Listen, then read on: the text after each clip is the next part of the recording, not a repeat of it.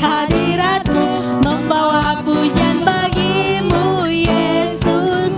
Ku memandang wajah-Mu, bersuka di depan-Mu, sambil menceritakan kasih-Mu.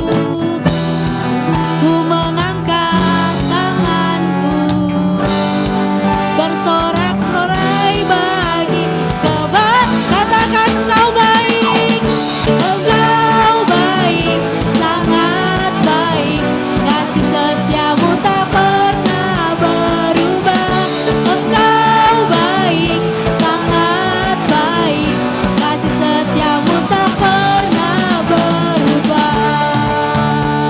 Haleluya Tuhan, Engkau baik dalam hidup kami Bapa. Dengan hati bersyukur masuk di hadirat-Mu, membawa pujian bagi-Mu Yesus. Ku memandang wajah-Mu, bersuka di depan-Mu, sambil menceritakan kasih. Ku mengangkat tanganku, ku mengangkat tanganku, bersorak-sorai bagi Kau. Semua katakan Engkau baik, Engkau baik, sangat baik, kasih setia-Mu tak pernah Engkau baik, Engkau baik, sangat baik, kasih setia-Mu tak pernah.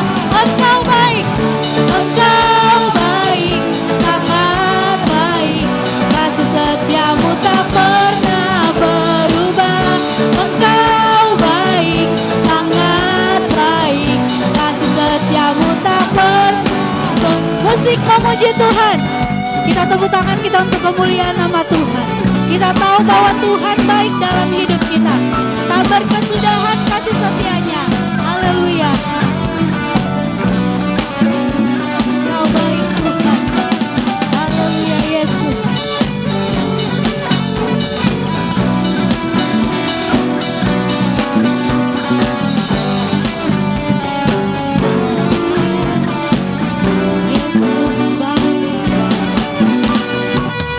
Engkau baik, sangat baik, kasih setia-Mu tak pernah. Engkau baik, Engkau baik, sangat baik, kasih setia-Mu tak pernah. Engkau baik, Engkau baik, sangat baik, kasih setia-Mu tak pernah berubah. Engkau baik, sangat baik, kasih setia-Mu tak pernah berubah. Haleluya. Tak pernah berubah kasih setia Tuhan dalam hidup kita. Amin.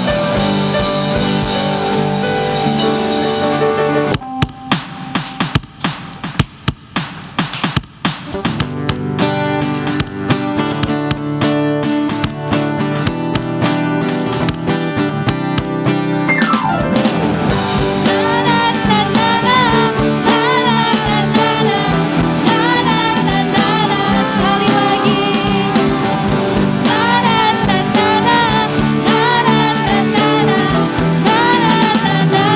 Haleluya.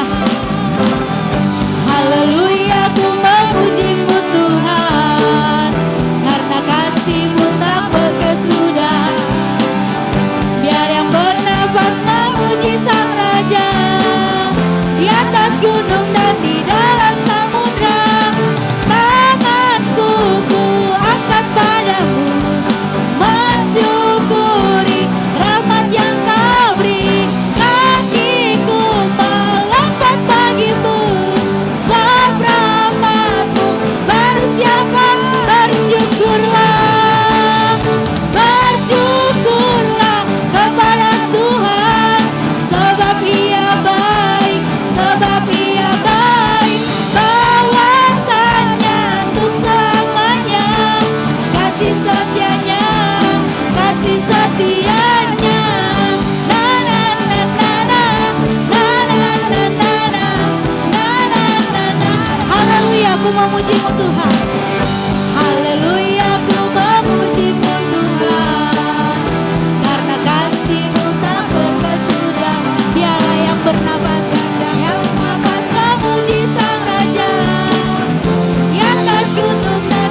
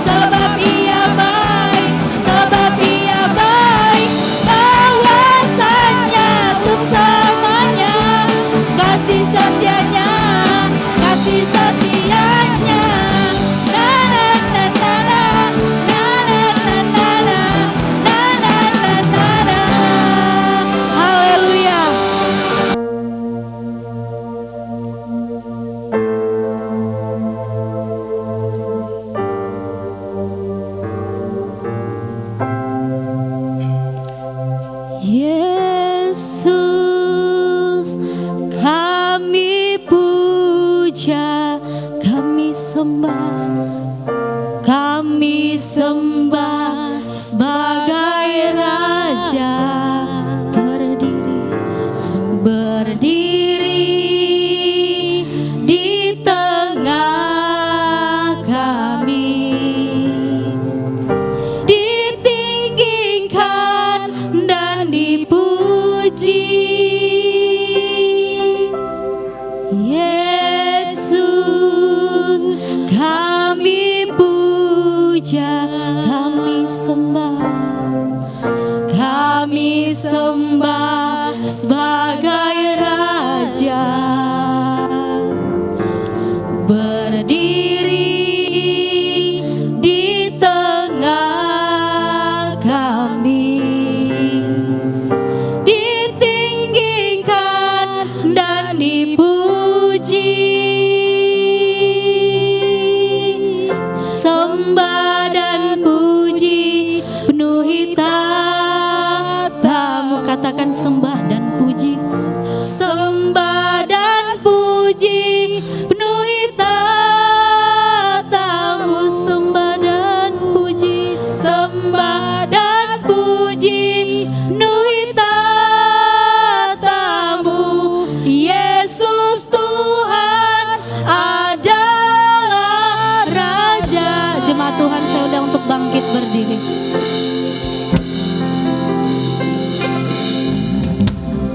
Yesus kami puja, kami sembah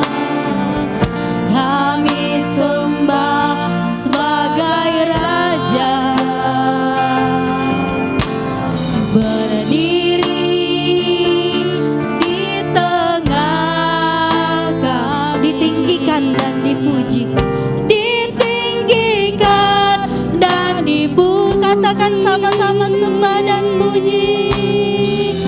Sembah dan puji penuhi tata. Kami sembah Engkau Tuhan.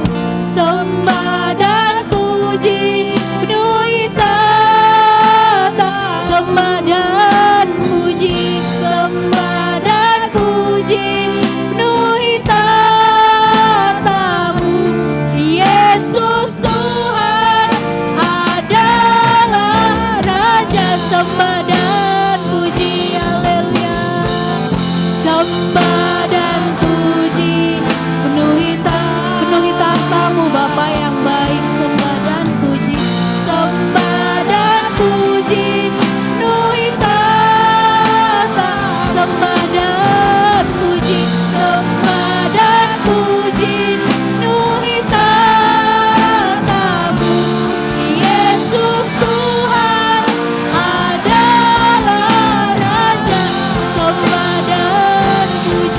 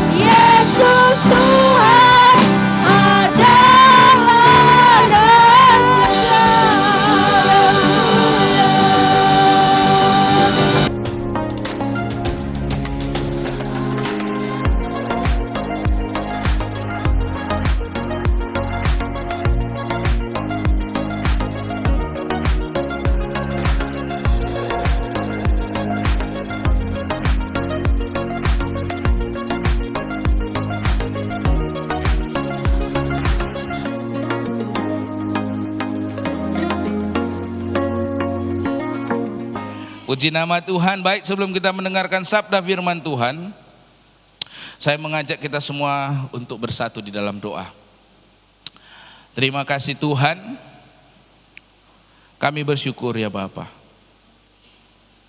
Kami bersyukur buat hari yang Kau berikan bagi kami, hari Minggu di mana hari kami boleh beribadah kepada Tuhan, hari Minggu di mana kami boleh memuji memuliakan nama Tuhan, hari Minggu hari di mana kami boleh mendengarkan sabda firman Tuhan, perkataan Tuhan, suara Tuhan bagi kami. Dan kami rindukan perkataan firman Tuhan yang kami dengar di pagi hari ini boleh memberkati kehidupan kami, boleh mendidik kehidupan kami, boleh mengajar kehidupan kami, sehingga kehidupan kami menjadi kehidupan yang penuh dengan hikmat. Hidup kami menjadi hidup yang maksimal ya Tuhan. Terima kasih, berkati hamba-Mu, berkati seluruh umat-Mu yang mendengarkan. Di dalam nama Tuhan Yesus kami mengucap syukur dan berdoa. Haleluya. Amin. Bapak Ibu saudara-saudari, kita masih melanjutkan apa yang menjadi di sepanjang bulan ini tema kita, yakni adalah wisdom from the ordinary, hikmat dari hal-hal yang sederhana. Dan di minggu yang terakhir ini judulnya adalah tanda-tanda orang yang bermutu, the signs of a high quality person, ya, person. Bapak Ibu saudara-saudari, ada pepatah di dalam bahasa Inggris yang berbunyi don't judge a book from its cover. Jangan menilai sebuah buku dari sampulnya. Maksud dari pepatah ini adalah jangan menilai apapun, termasuk jangan menilai manusia juga ya, itu hanya dari penampilan lahiriahnya belaka atau penampilan luarnya saja. Mengapa?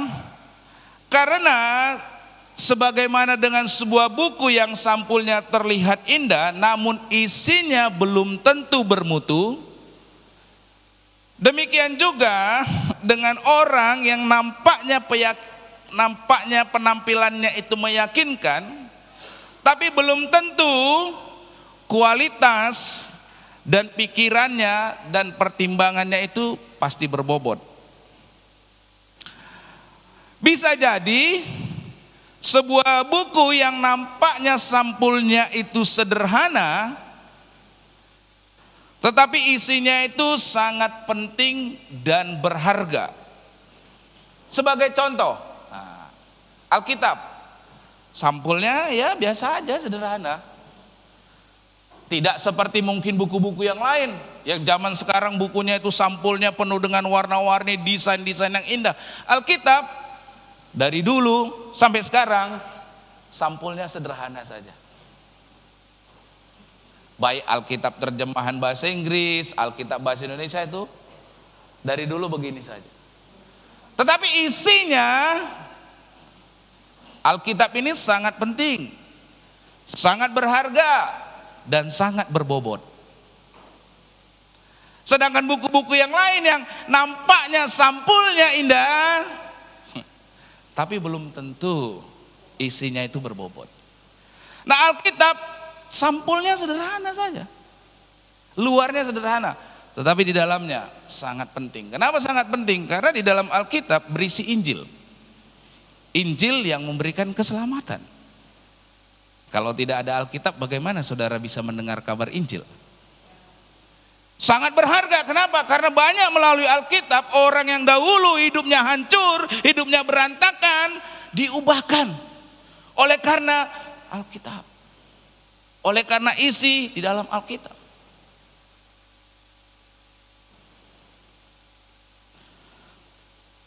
Oleh karenanya, benarlah pepatah tadi, don't judge a book from its cover. Artinya, jangan menganggap remeh orang yang secara lahiriah mungkin hanya berpenampilan sederhana. Nah, tentu dengan demikian bukan berarti penampilan secara lahiriah itu tidaklah penting. Tapi kalau orang hanya mengandalkan apa yang nampak di luar saja, penampilan jasmania saja, maka pengaruh yang ia hasilkan tidak akan bertahan lama. Kenapa? Karena penampilan lahiriah itu bersifat sementara. Anda ganteng hari ini, besok nggak ganteng lagi. Alis mata Anda hari ini cantik, besok udah nyusut. Baju Anda hari ini baik, belum tentu besok berikutnya Anda punya penampilan baju yang bagus. Jadi kalau hanya nampak lahiriah saja, itu hanya bersifat sementara. Oleh sebab itu, ini yang penting. Sebaliknya dari sekedar memperhatikan penampilan lahiriah yang luar ini, yang nampak saudara nampak bagus ini, pakaian, baju, muka, diglowingin apa segala macam itu, ya. Oleh sebab itu sebaliknya dari sekedar memperhatikan penampilan lahiriah, sepatutnya orang memberikan perhatian terhadap kualitas atau mutu kehidupannya. Bukan covernya yang penting, bukan penampilan lahiriahnya yang penting, nampak luarnya yang penting, tapi di dalamnya yang penting. Belum tentu orang yang ganteng, baju bagus, ya kan, sepatunya cantik, mukanya ganteng, hatinya baik, kualitas hidupnya bagus, belum tentu.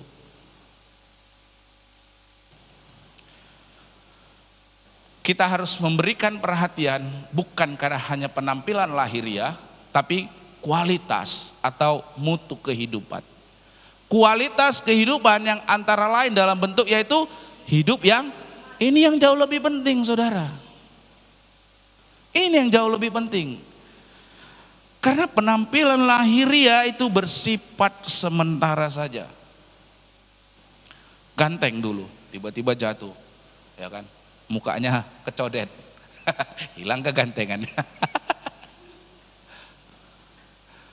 nggak laku lagi kan, gitu. Tapi kalau orang yang dari dalamnya punya kualitas kehidupan, nggak bergantung sama yang namanya penampilan lahiriah, orang tersebut pasti tetap akan menjadi emas. Kalau kehidupan kita adalah kehidupan yang berhikmat, maka hidup kita akan menjadi kehidupan yang maksimal. Kehidupan yang satu kali ini bukan hanya kehidupan yang numpang lewat, sekedar lewat. Hari ini ada, besok udah nggak tahu lagi, yang penting lewat saja. Oh tidak, Bapak Ibu. Kita tidak mau hidup yang demikian. Kita mau hidup kita menjadi hidup yang bermakna. Kita mau hidup kita yang satu kali ini menjadi kehidupan yang bermakna. Kehidupan yang sepanjang tahun ini menjadi tema kita yaitu seize the day. Yaitu hidup yang maksimal. Hidup yang bukan cuma numpang lewat. Numpang sekali lewat, sekali jalan, habis itu nggak tahu meninggalkan apa. Nah Bapak Ibu Saudara-saudari, kehidupan yang maksimal, pola kehidupan yang seperti ini yang dikemukakan oleh Agur Binyake di dalam Amsal 30 ayat 24 sampai dengan ayatnya yang ke-28. Nah di ayat tersebut Agur Binyake ini mengemukakan tentang 4 binatang. 4 binatang ini memiliki hikmat yang sangat mengagumkan. Sedemikian mengagumkannya sehingga hikmat yang ada pada keempat binatang yang sederhana ini itu dapat menjadi teladan bagi manusia yang katanya makhluk lebih canggih. Ternyata nggak lebih canggih juga ya saudara ya. Menilik dari hal ini, dari keempat binatang ini, yang perlu kita dapatkan adalah bahwa kita nggak boleh meremehkan hal-hal yang nampaknya seperti remeh-temeh. Nah justru tak jarang hal-hal yang kelihatannya remeh ternyata lebih berbobot daripada orang yang secara lahiriah tampilnya secara mentereng. Nah saya mengajak kita membaca Amsal pasal 30 ayat 24 sampai 28. Saya undang kita semua bangkit berdiri. Kita membaca firman Tuhan. Amsal 30 ayat 24 sampai ayat 28. Saudara baca ayat 24, saya baca ayat 25. 1, 2, 3, ya.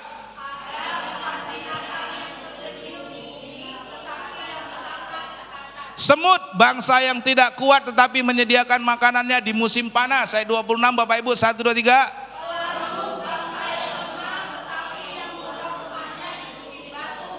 Belalang yang tidak mempunyai raja namun semuanya maju dalam barisan. 1, 2, 3 Bapak Ibu ayat 28. Ya.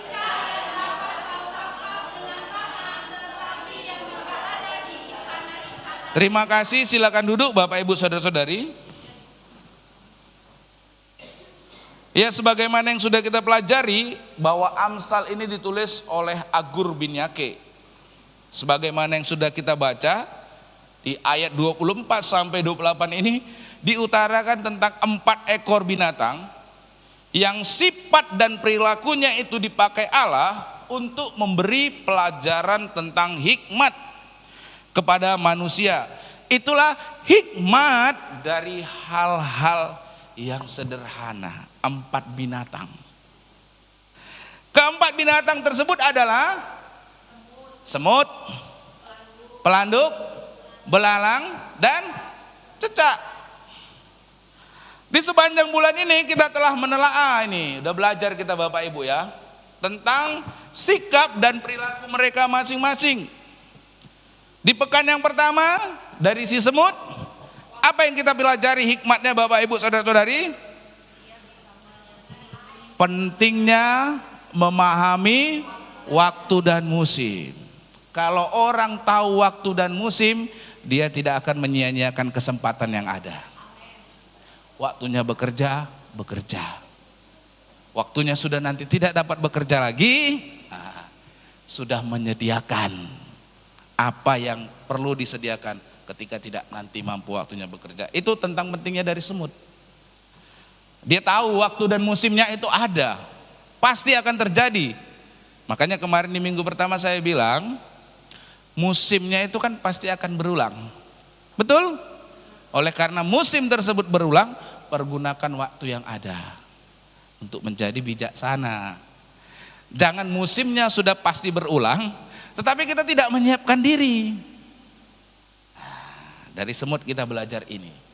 Dia tahu waktu dan musim, sehingga dia enggak sia-siakan kesempatan. Saudara, coba telaah dalam hidup saudara, musim-musim apa saja yang pasti akan terjadi.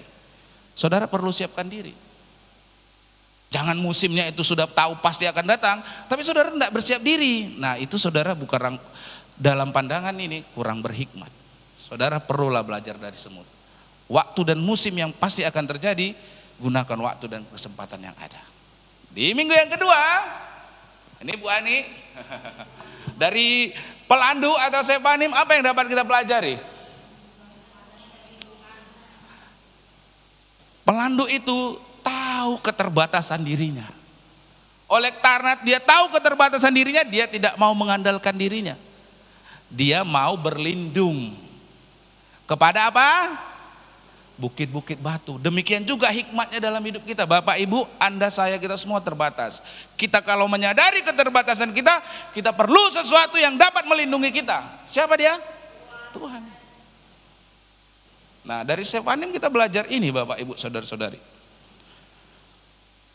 Sadar diri dan mengetahui tempat perlindungan yang dapat diandalkan. Jangan udah tahu terbatas, tapi sok-sok masih mau mengandalkan diri. Di mangsa predator lah Anda. Kenapa Sefanim kemarin Bu Ani sharing jarang sekali menjadi mangsa? Karena mereka tahu celah bukit batunya. Mereka nggak jauh-jauh dan kemudian ada komunitas yang memberikan peringatan. Awas ada bahaya, ada predator masuk, cepat berlindung kembali. Itu pelajaran yang kita dapat. Ini hikmat yang luar biasa Bapak Ibu. Selanjutnya dari sifat belalang, apa yang dapat kita pelajari? Pentingnya kerjasama di dalam sikap yang bertanggung jawab dan bersehati. Tuh belalang aja bisa tuh kerjasama bareng. Tuh belalang aja yang nggak ada pemimpin, yang nggak ada rajanya, penuh dengan tanggung jawab. Bagaimana dengan saya? Apakah harus karena ada pemimpin? Apakah karena harus ada atasan baru saya bekerja dengan tanggung jawab? Anda kalah dari belalang. Apakah karena diperhatikan dulu baru Anda bekerja dengan baik, atau Anda melakukan sesuatu karena ada yang melihat? Kita kalah dari belalang. Itu hikmatnya. Makanya dari hal-hal yang sederhana, Belalang tidak ada raja, tidak ada pemimpin. Tapi mereka semuanya maju dalam barisan. Mereka bekerja sama. Mereka bertanggung jawab dan kemudian mereka sehati. Itu yang kita pelajari. Dan sekarang dari cecak. Cecak dikatakan di ayat 28, cecak yang dapat kau tangkap dengan tangan, tetapi juga ada di istana raja. Sekali lagi, apabila hikmat yang ada pada semut, sehingga ia tahu musim itu, ia mengumpulkan makanan dan mengakibatkan ia tidak kelaparan di musim dingin. Hikmat yang ada pada pelanduk atau sefanim mengakibatkan ia terlindung dengan aman walaupun secara jasmania memiliki keterbatasan. Hikmat yang ada pada belalang mengakibatkan mereka dapat bekerja sama dengan sehati. Nah, hikmat yang ada pada cecak mengakibatkan ia dapat menghasilkan pengaruh yang positif di tempat-tempat yang melampaui keterbatasan dirinya. Si cecak ini, hikmat yang ada pada dirinya menghasilkan pengaruh yang positif di tempat-tempat yang melampaui keterbatasan dirinya. Apa itu? Tempat yang diistilahkan di ayat 28 adalah istana raja. Nah, kalau istana, saudara, istana itu pasti adalah sebuah bangunan yang megah, betul? Yang dihuni oleh raja dan keluarganya. Nah, Bapak Ibu saudara-saudari, namun yang menarik, di tempat yang seperti itu, Anda belum tentu bisa dapat hidup, cecak bisa dapat hidup. Ya, Anda, saya belum tentu dapat hidup. Orang mana ini? Kok bisa ada di sini? Keluar katanya. Enak aja masuk sini. Tetapi cecak itu dapat hidup di sana. Kenapa? Karena dia dapat membawa kontribusi yang positif. Nah, sebagaimana yang saudara ketahui, cecak itu adalah binatang yang antara lain memangsa serangga. Serangga yang tentu dapat merugikan manusia apa? Nyamuk. Makanya kalau ada lagu-lagu cecak-cecak di dinding, diam merayap, datang seekor nyamuk, hop. Nah, itu saudara. Dia masih memberikan kontribusi yang positif. Jarang kan orang memburu cecak di rumahnya. Kenapa? Karena cecak itu masih memberikan kontribusi yang positif. Kalau saudara rumahnya udah gak ada cecak, banyaklah nyamuknya itu. Kehadiran cecak itu membawa pengaruh yang positif, yaitu dia dapat membatasi berkembang biaknya nyamuk yang dapat merugikan kesehatan manusia. Itulah pengaruh yang positif, bahkan termasuk di dalam istana raja. Nah, dari sini kita dapat menyimpulkan bahwasanya pengaruh yang positif yang dihasilkan seseorang yang pertama tidaklah ditentukan oleh penampilan lahiriahnya. Itu sebabnya don't judge a book from its cover. Karena belum tentu ganteng, otaknya berisi. Belum tentu cantik, hatinya murni baik. Belum tentu.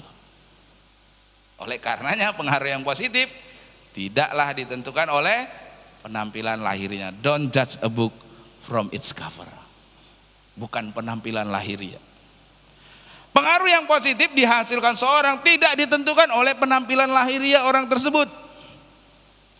Tentang hal ini di ayat 28 tadi, ya, Agur berkata bahwa cecak adalah binatang yang lahiriah. Secara lahiriah itu sangat terbatas. Karena dia sangat terbatas, dapat kau tangkap dengan tangan. Kalimat ini menunjukkan betapa cecak itu sangat terbatas. Keberadaan jasmanianya itu sangat terbatas. Nah, pernyataan yang kemudian juga dikemukakan oleh Agur bin Yaqi di ayat 28 ini sesungguhnya juga merupakan penegasan dari apa yang ia kemukakan sebelumnya itu, yaitu yang ditulis di ayat yang ke-24. Dikatakan begini di ayat 24. Ada 4 binatang yang kecil di bumi, tetapi dikatakan apa? Sangat cekatan di ayat 24. Semut, pelanduk, belalang, dan ini cicak. Dikatakan 4 binatang yang kecil di bumi tetapi sangat cekatan.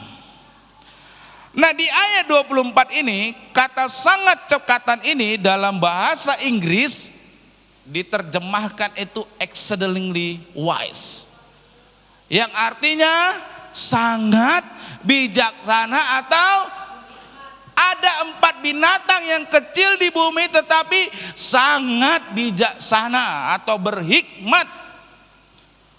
Cecak ini binatang yang secara lahiriah terbatas, yang bisa kau tangkap dengan tangan.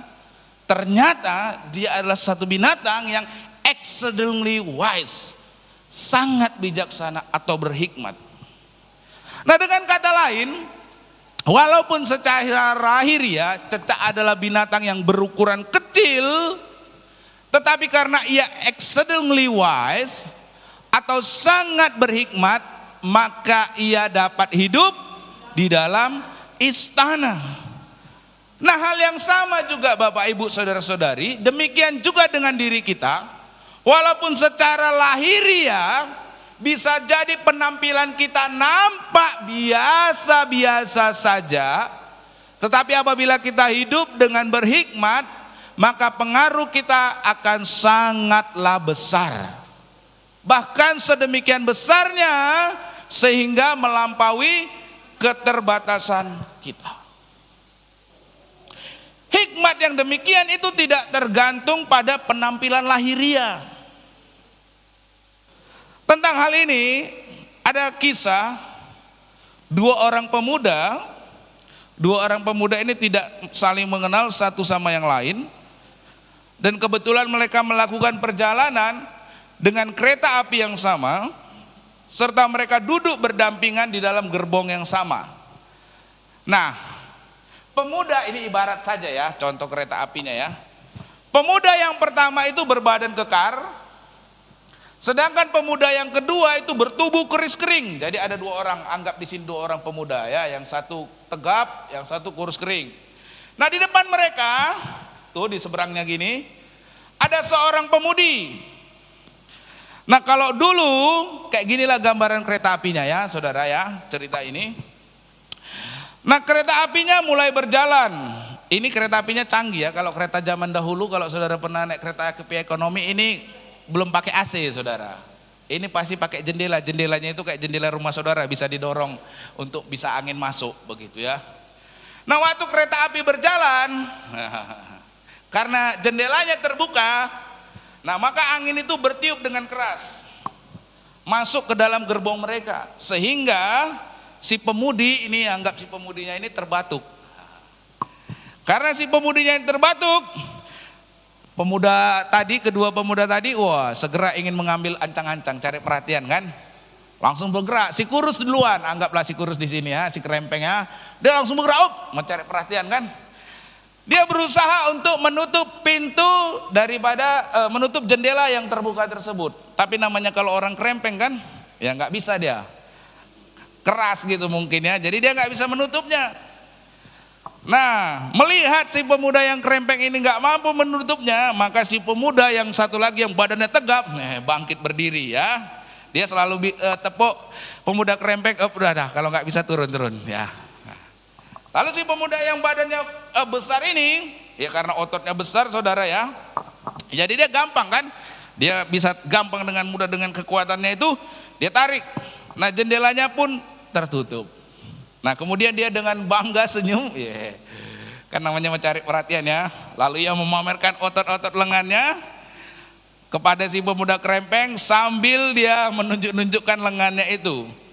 Nah, si pemudi tentu melihat itu senyum-senyum tertawa geli. Si pemuda kerempeng sakit hati, panas saudara ya kan.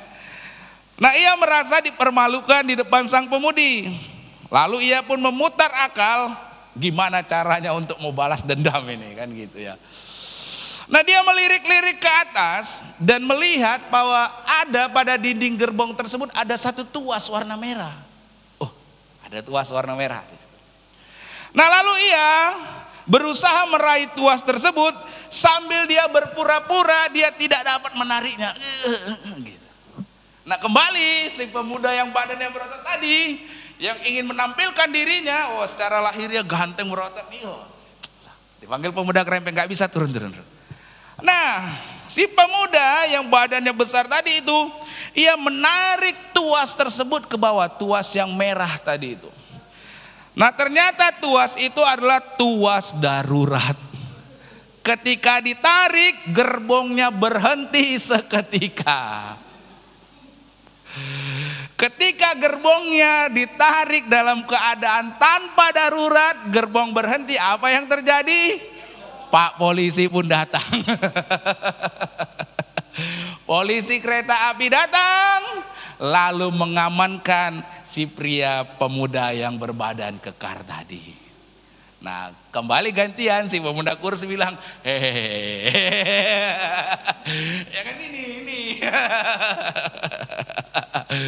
Menang dengan akal. Nah, saudara-saudari, di sini belajar ya Bapak Ibu saudara-saudari tentang cerita ini bahwa adalah lebih penting berhikmat daripada hanya sekedar penampilan lahiriah yang nampaknya berotot.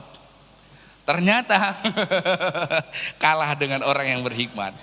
Nah Bapak Ibu saudara-saudari, penampilan lahiriah tentu itu belumlah mengesankan tanda orang yang berhikmat. Sedangkan bisa jadi orang yang lampak lahiriah krempeng seperti pemuda tadi, sesungguhnya orang tersebut adalah orang yang panjang akalnya. Nah Bapak Ibu saudara-saudari, hal yang sama dengan kualitas kehidupan. Hikmat yaitu kualitas kehidupan yang dapat menghasilkan pengaruh yang positif, itu sekali lagi tidak ditentukan oleh penampilan lahiriah daripada seseorang.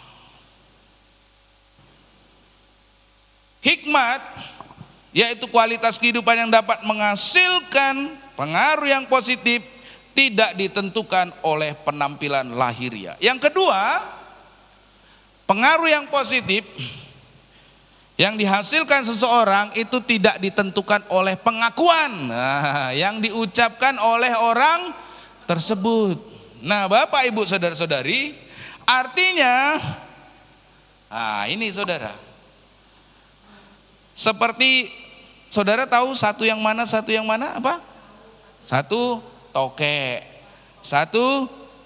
Nah orang yang kalau mengaku dirinya orang yang pintar, bijaksana, berhikmat itu ya seperti tokek ini yang selalu berbunyi kan, yang dianggap seperti tong kosong nyaring bunyinya.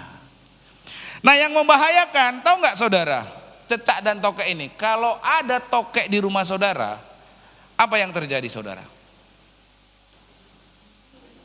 Saudara nggak bisa tidur, ribut tokek, membangga-banggakan diri, kok berbunyi dia terus. Kok. Kalau ini ada di istana, nggak usahlah di istana raja, di rumah saudara aja. Kalau ada, apa yang saudara lakukan? Usir saudara. Demikian juga kalau orang yang suka membangga-banggakan diri, suka menonjol-nonjolkan diri dengan mengatakan A, B dan C dan berasal dari pengakuannya, itu seperti tokek.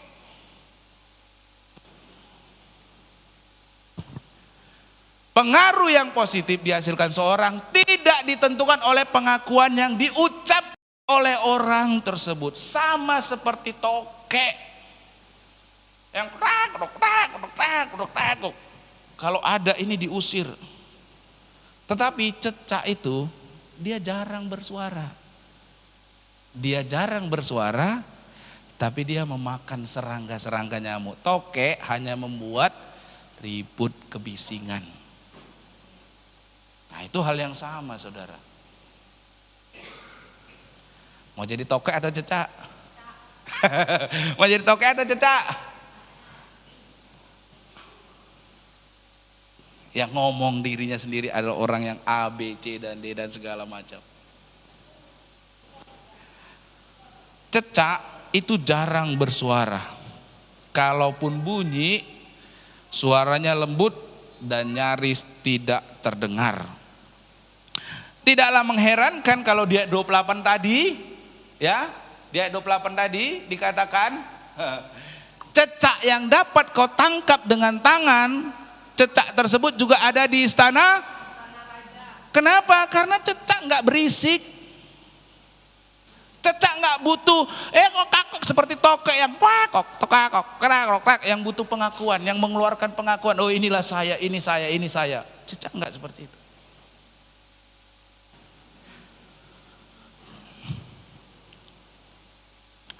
Kalau tokek di istana raja pasti keberadaannya itu mengganggu, makanya diusir. Tapi cicak tidak.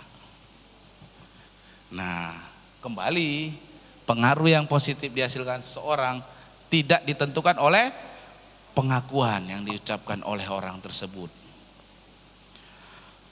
Orang yang berhikmat, ia tidak akan berbicara bila tidak perlu. Sebaliknya, ia akan bekerja keras sebagai wujud dari hikmat yang ada pada dirinya. Bukankah hal ini yang dapat kita lihat dalam diri Yusuf, Daniel, Sadrak, Mesak, dan Abednego? Saudara tahu mereka adalah orang-orang buangan. Yusuf orang dari keturunan Yakub, orang dari luar, bisa menjadi penguasa di Mesir. Bukan karena dia banyak omon-omon, saudara. Sadrak, Mesak, Abednego, Daniel menjadi orang petinggi-petinggi di kerajaan Darius, Raja Persia waktu itu, bukan karena banyak omon-omon, tetapi karena mereka punya hikmat. Hikmat yang daripada Tuhan itu membuat Daniel berada di posisi yang bagus, sekalipun dia tawanan kan dari bangsa Israel, di pembuangan di Babel, dibawa, tapi bisa menjadi orang yang hebat, pejabat. Tentu itu karena hikmat yang mereka buktikan di dalam kehidupan mereka. Nah, bagaimana dengan kita, Bapak Ibu Saudara-saudari? Adakah kita hanya mau menceritakan tentang kehebatan-kehebatan diri kita? Apakah kita menjadi cecak atau kita menjadi tokek?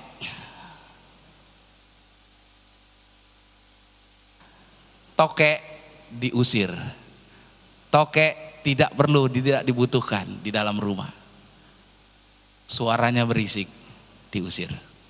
Cecak boleh tinggal karena tidak berisik dan memberikan manfaat. Haleluya, amin.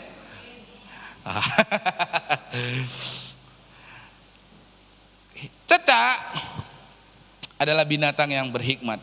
Hikmatnya itu yang akan, kalau kita bisa dapatkan juga, ada pada diri kita, itu yang akan membawa kontribusi yang positif.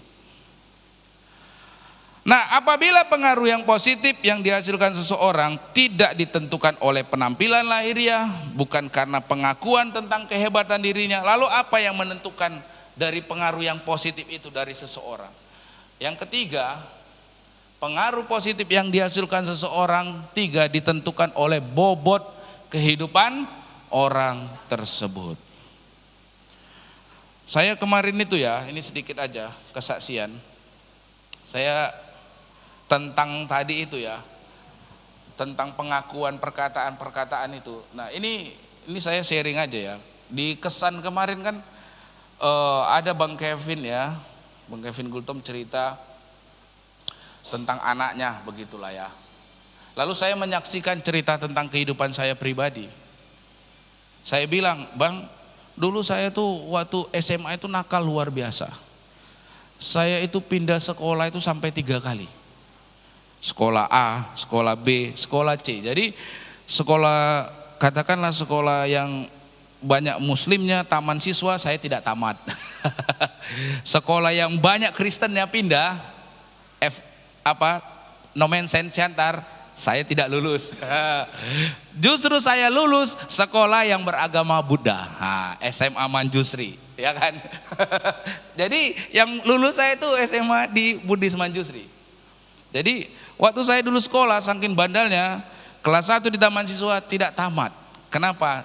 Baru setengah tahun saya sekolah SMA, banyak ulahnya ya kan. Makan uang sekolah, cabut bolos, tinggal kelas, nggak naik saudara, nggak dinaikkan. Saya ngulang kelas 1 lagi di Nomensen. Saya ngulang sama setengah tahun, saya nggak lulus. Nggak lulus. Tahu nggak kenapa saudara, saya bilang sama Bang Kevin, tahu nggak kenapa saya tuh mengulah bandal gitu? Sederhana aja. Bapak saya banyak omong daripada perbuatan, saya bilang. Bapak saya taunya nasihati aja, buktinya nggak saya lihat dalam hidup saya. Terus ngapain saya jadi baik, saya bilang. Saya bilang gitu. Bapak saya mau nasihati kamu jadi anak yang baik, nggak mau. Bapak saya juga nggak baik kok. Itu yang membuat saya memberontak Bang, saya bilang. Nasihatkan kamu jadi A, B, D. Bapak sendiri nggak baik, ngapain saya harus baik? Itu yang membuat saya memberontak Bang. Makanya saya sekolah bukan saya nggak bisa sekolah pintar, bukan. Dari SD saya udah lumayan bagus. Tapi karena saya memberontak. Nah itu tadi tentang pengakuan tadi. Seringkali orang tua hal yang sama juga. Lihat nih bapak ini udah gini. Anak itu seperti saya ya, mohon maaf waktu itu saya sangat kritis. Saya bilang bapak aja nggak bagus kok, ngapain saya ikuti? Bapak yang nggak baik, ya itu yang saya nggak ikuti. Bapak yang tidak baik itu yang saya ikuti, yang saya lihat. Jadi makanya saya bandel banget dulu. Bandel banget. Kenapa? Karena orang tua saya. Jadi saya dalam hati, kalau dia marah, saya dipukuli, saya diusir, saya dalam hati bilang, alah kamu itu cuma bisa nasihati ngomong doang. Kamu ngelakukannya nggak bisa. Ngapain saya harus baik? Itu loh pemberontakan saya itu dulu. Kenapa saya tamat di Manjusri? Karena ketika saya itu, bapak saya mulai berubah. Nasihatnya itu mulai masuk ke telinga saya. Masuk telinga saya. Kenapa? Ya saya sekarang lihat, kamu mulai bagus. Ya saya mulai bagus diri saya. Nah itu saudara. Nah seringkali kan kita, orang tua itu hati-hati. Itu yang saya alami, itu saya ceritakan sama Bang Kevin. Jadi sederhana aja Bang. Jadi anak-anak itu perlu ditanya, kenapa mereka begitu? Jangan-jangan seperti saya. Kenapa saya memberontak? Karena saya melihat orang tua saya yang tidak baik. Orang tua saya yang tidak benar. Ngapain saya harus kamu yang nasihati saya panjang lebar? Saya lihat hidup kamu gak ada baiknya, kamu gak ada benarnya. Ngapain saya harus baik? Nah itu orang tua ya. Ini kebetulan karena kemarin sharing aja sama Bang Kevin ya. Jadi saya sharingkan juga sama orang tua. Anak-anak sekarang apalagi lebih kritis mungkin daripada anak saya zaman dahulu. Anak sekarang mungkin jauh lebih kritis. Ya, anak sekarang mungkin jauh lebih kritis. Jadi orang tua hati-hati. Jangan hanya sekedar kita berbicara. Karena anak itu melihat. Apalagi zaman TikTok kan sekarang, banyak informasi yang gak benar berseliweran, itu dapat mengubah pola pikirnya. Hati-hati kita.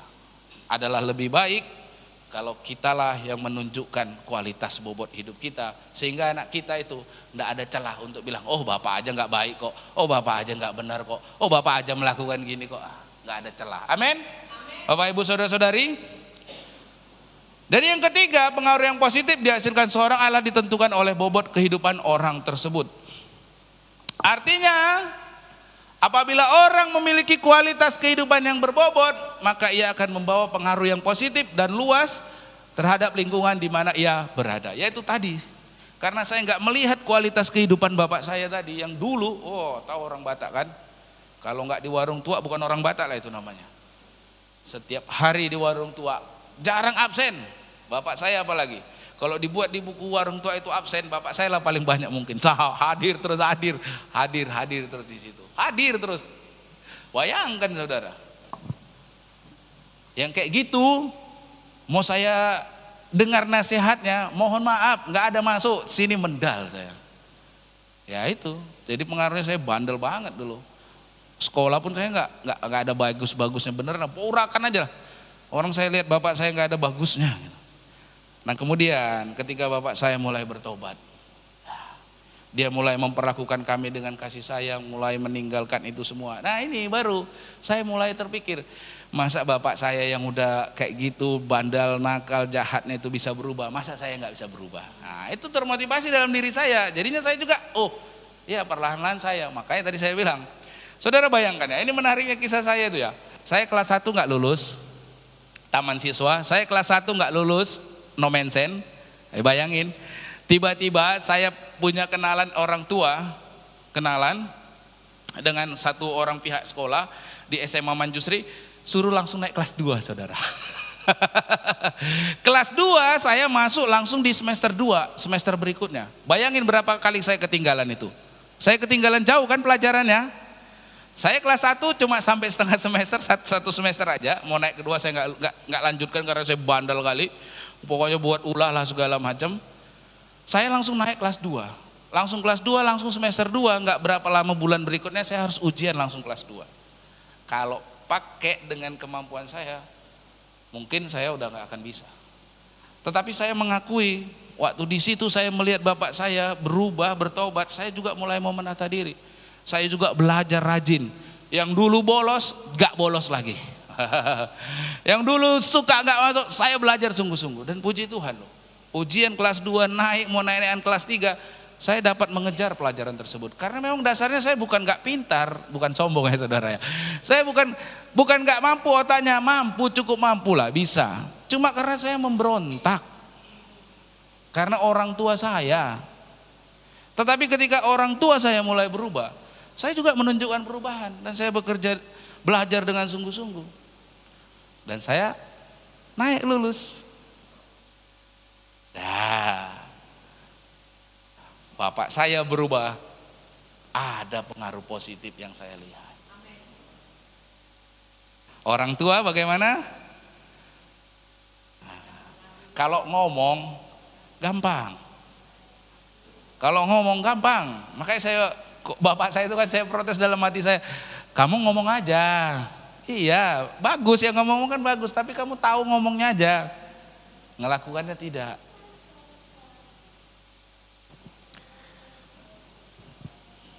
Amsal 30 ayat 24 tentang cecak tadi ya. Cecak ini adalah binatang yang berhikmat, binatang yang bijaksana. Walaupun demikian dia binatang yang sangat terbatas.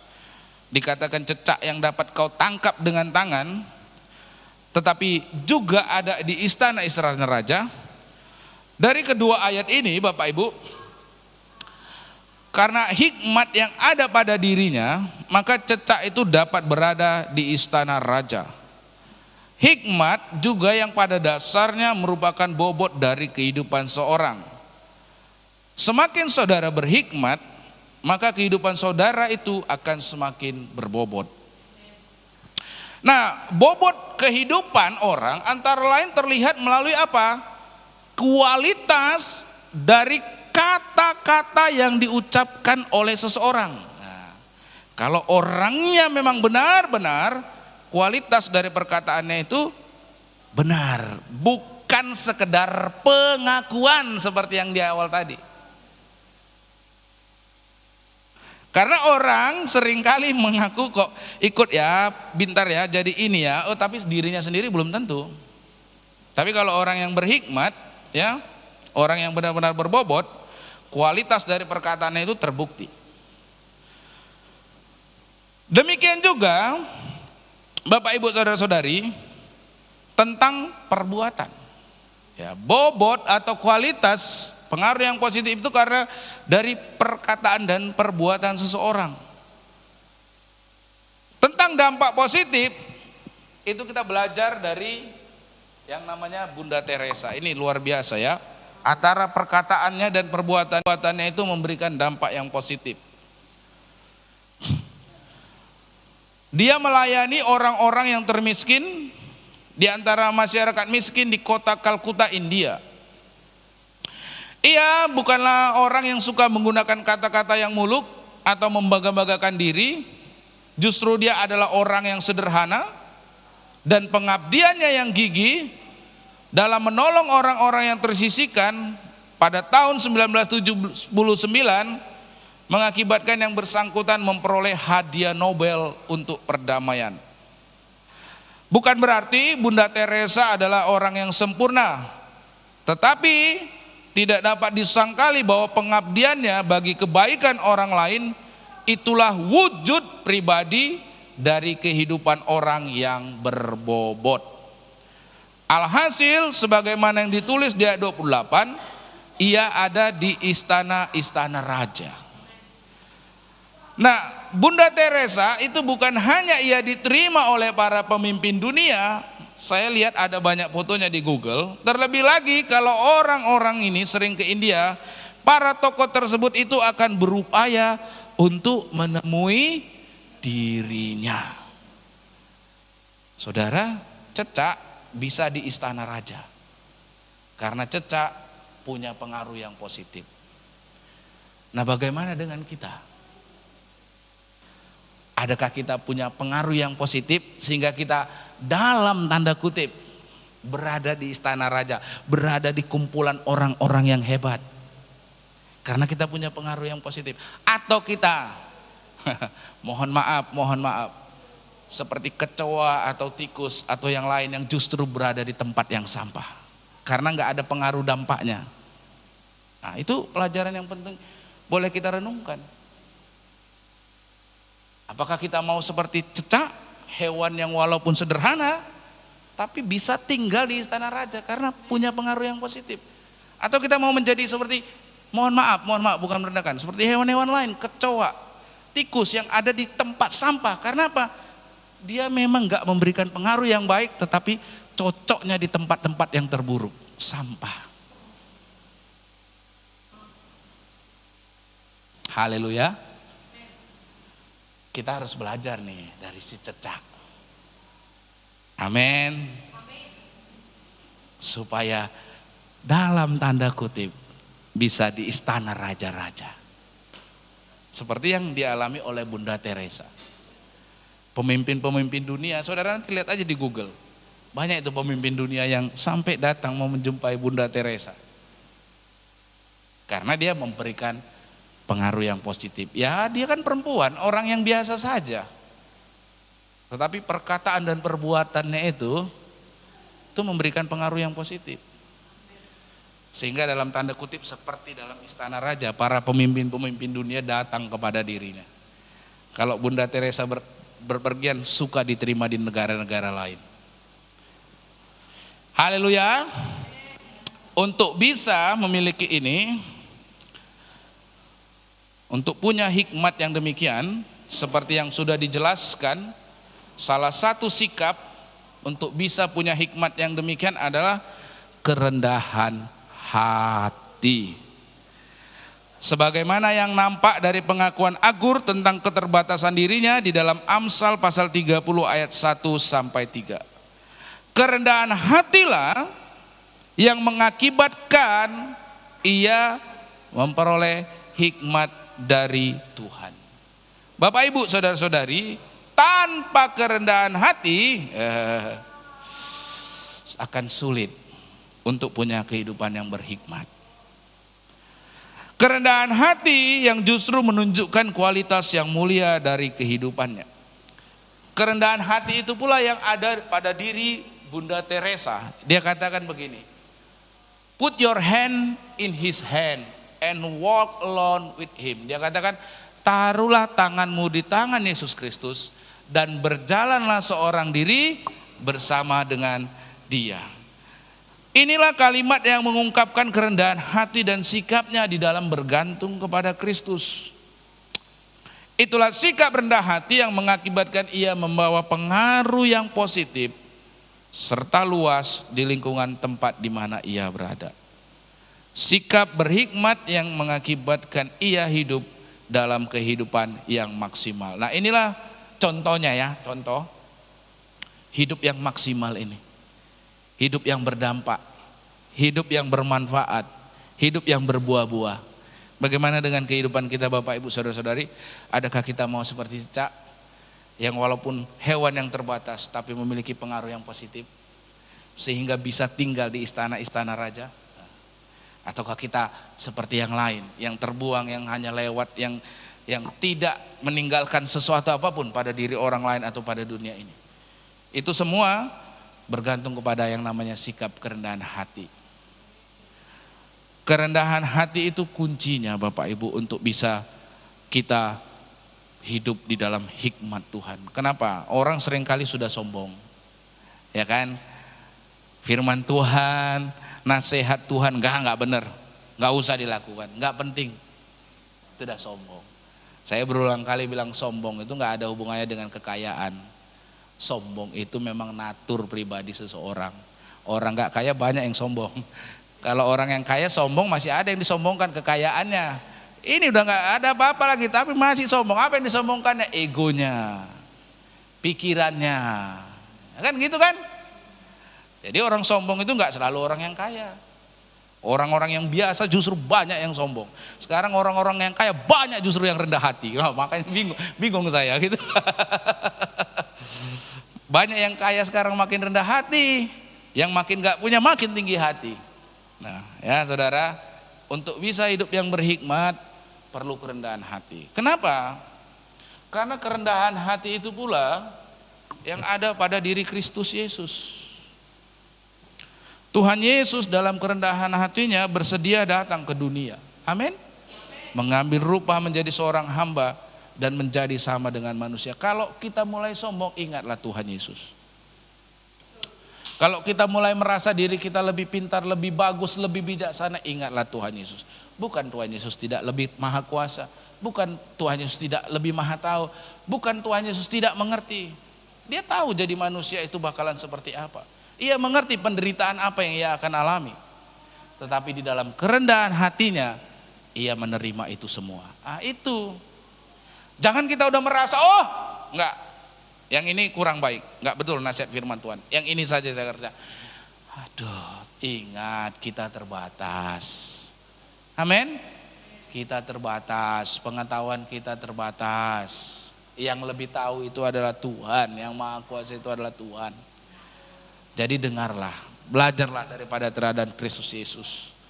Dalam kerendahan hatinya, dia menjadi seperti manusia dan dia mati berkorban di kayu salib. Tetapi yang kemudian pengorbanan Kristus Yesus itulah yang memberi dampak yang positif. Amin. Kematian Kristus itulah memberi dampak yang positif sampai sekarang di seluruh dunia. Kekristenan itulah dampak positif Yesus. Kalau seandainya Yesus tidak mengambil dalam tanda kutip, mengambil rupa sebagai seorang manusia, menunjukkan kerendahan hatinya, tidak ada dampaknya. Stop Alkitab kita sampai di perjanjian lama. Selesai. Apalagi yang mau dilanjutkan. Kristus, Injil Yesus itu tidak menjadi manusia. Stop perjanjian lama. Tetapi karena Yesus di dalam kerendahan hatinya, ia terus melakukan apa yang menjadi tanggung jawabnya. Ia mati di kayu salib, membawa dampak. Amin. Mau hidupnya berdampak? Milikilah kerendahan hati. Kerendahan hati yang akan membuat kita belajar hikmat daripada Tuhan. Amin. Karena bobot kualitas kehidupan seorang tidak ditentukan dari penampilan lahiriah. Orang ganteng belum tentu bagus. Orang cantik belum tentu baik hatinya. Tapi dari bobot kualitas kehidupannya, itu yang akan memberikan pengaruh. Amin. Ingat seperti nasihat tadi saya, janganlah orang tua itu seperti saya itu tadi. Ya. Yang karena enggak melihat kualitas hidupnya orang tuanya, sehingga hidup saya itu jadi kacau. Kenapa? Karena saya enggak melihat ada yang baik dari bapak saya waktu itu. Sehingga untuk apa saya menjadi orang yang baik? Ngapain kamu panjang lebar ngomong? Kamu sendiri gak benar hidupnya. Tapi ketika bapak saya berubah, saya pun juga berubah. Itulah kualitas kehidupan. Saudara, amin. Saudara ini nanti menjadi orang tua atau sekarang sudah menjadi orang tua. Jangan sampai anak Anda seperti yang saya alami. Ya. Seperti yang saya alami. Saya ngomong gitu langsung sama Bang Kevin kemarin. Itu pengalaman pribadi Bang. Saya bilang. Puji Tuhannya bapak saya waktu itu bertobat. Kalau bapak saya nggak bertobat, kita nggak bertemu saudara. Kalau bapak saya waktu itu tidak bertobat, tidak berubah, tidak membawa dampak yang positif yang saya bisa lihat, maka saya nggak akan ada berdiri di hadapan saudara. Tapi karena bapak saya bertobat, dampak positifnya ada. Itulah yang mengubah hidup saya. Amin. Orang-orang tua ingat ini, ingat nasihat ini, ingatlah cerita kesaksian saya ini. Jangan sampai kita taunya omon-omon doang. Kita harus menunjukkan bobot kualitas kehidupan kita, sehingga anak kita layak meniru diri kita. Amin. Mari kita tundukkan kepala, kita bersatu dalam doa. Terima kasih Tuhan, di sepanjang bulan ini kami belajar dari hikmat yang hal-hal yang sederhana. Kami belajar dari semut, bagaimana musim dan waktu yang terus ada, kami boleh mempergunakan waktu dan kesempatan dengan sebaik-baiknya. Dari Sefanim kami belajar, di tengah keterbatasan kami harus menemukan tempat perlindungan yang dapat diandalkan. Dan tempat perlindungan kami di tengah keterbatasan pikiran, tenaga, waktu kami adalah Engkau Tuhan, tempat perlindungan kami yang terbaik.